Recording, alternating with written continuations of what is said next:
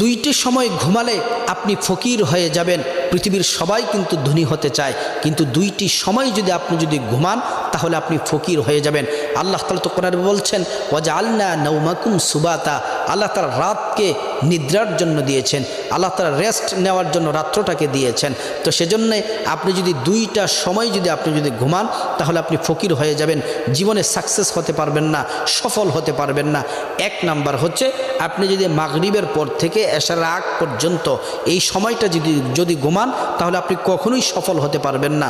দুই নাম্বার হচ্ছে আপনি যদি ফজরের নামাজ না পড়ে ফজরের পরে আপনি ঘুমান, আল্লাহ রাসূল বলছেন তোমরা ফজরের নামাজ পড়ে তারপরে তোমরা কাজে চলে যাও, তাহলে আল্লাহ তাআলা ধন সম্পদ বাড়াবেন। এই দুইটি সময় আপনি ঘুমাবেন না তাহলে ফকির হয়ে যাবেন, দরিদ্র আপনাকে গ্রাস করবে। এক হচ্ছে ফজরের নামাজের পরের সময়টা, ফজরের নামাজ না পড়ে ফজরের নামাজের পরের সময়টা। দ্বিতীয় নাম্বার হচ্ছে মাগরিব থেকে এশা পর্যন্ত।